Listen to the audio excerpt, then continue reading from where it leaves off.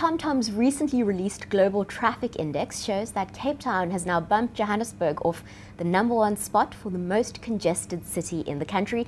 Cape Town also now ranks as the 33rd most congested city in the world. I'm joined in studio by the City of Cape Town's Mayoral Committee Member for Transport, Brett Heron, to discuss the issue. Thank you for joining us, Brett. Thank you, Jerusha. Now, anyone who sat on the N1 in Cape Town during peak hour traffic, it doesn't come as a surprise to them. But why are we in this situation? Well, I think we know that Cape Town has a very high urbanization rate, one of the highest in the country in terms of the cities. We have more people moving here than anywhere else in the country. There's a large appetite for development in Cape Town, which is a good sign. It means our economy is growing and that people like what we're doing here. But there are consequences of that development and that urbanization in that more people are using the existing road network, and the existing road network has not expanded significantly over the last few decades. Right, there are lots of criticisms that actually we're just on an old apartheid town planning system, and of course things have changed significantly in the last 20 years, and we need to cope now. We need to find new ways to do this. I think there's some truth in the fact that we're still struggling with the legacy of apartheid spatial planning, and what we really need to do is to pursue a more compact, efficient city.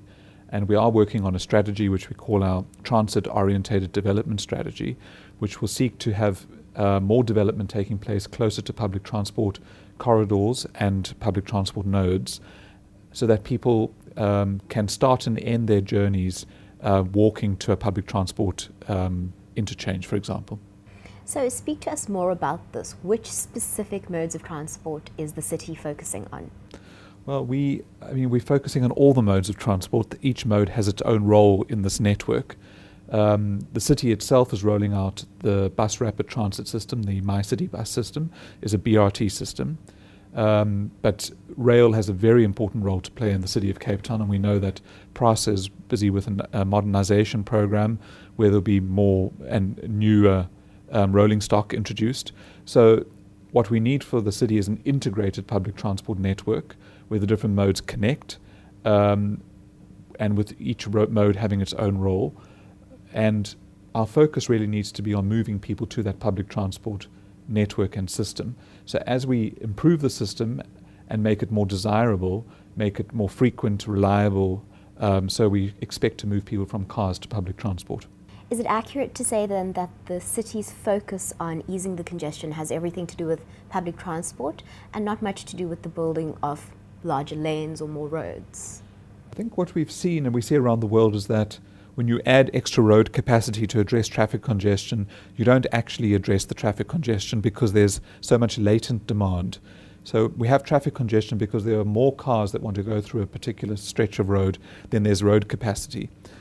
When you add extra capacity, those extra cars that have been struggling to get through are now suddenly able to get through, and so the road capacity is very quickly consumed. So our focus is on moving people to more sustainable public transport, which is public transport and non-motorized transport. And as I said earlier, if we can start to change the shape of our city so that people start their day and end their day near to a public transport station or interchange or corridor, then they can start their day by walking, leave home, walk, catch a train or a bus, get to their destination, walk to their place of employment, for example. So our focus is on public transport because we know that adding road capacity doesn't address the problem. In fact, it's been likened to a fat man just adding an extra notch on his belt to loosen the belt. But there are 3 hotspots in the city that we've identified where there's high development demand and where the road capacity is insufficient to meet that demand. And so there are areas where we will need to add road capacity, extra lanes, extra roads, and those areas are in the Blaauwberg area, in the Kuils River area, and the Kommetjie area. And we have identified what roads need to be added.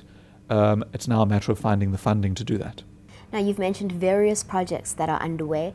Can you give us a time frame where the City of Cape Town hopes to see this congestion ease up? Let's bump Joburg back to the top spot. Well, I think we must first of all analyze the data before we accept that we are the most congested. I think that in our experience and in our analysis, Cape Town has some traffic congestion in the peak periods, morning and afternoon peaks, but most of our roadways flow quite freely throughout the day. Our understanding and my own experience of Johannesburg is that you can experience congestion throughout the day. So we need to analyze the TomTom data a little more closely.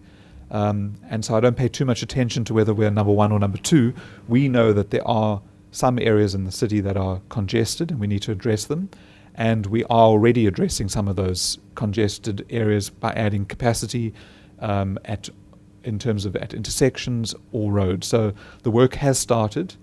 Whether we will ever completely remove congestion is something to be seen. As I said, as you add capacity so more cars use it, the real focus needs to be on getting a public transport network in place that everybody will want to use.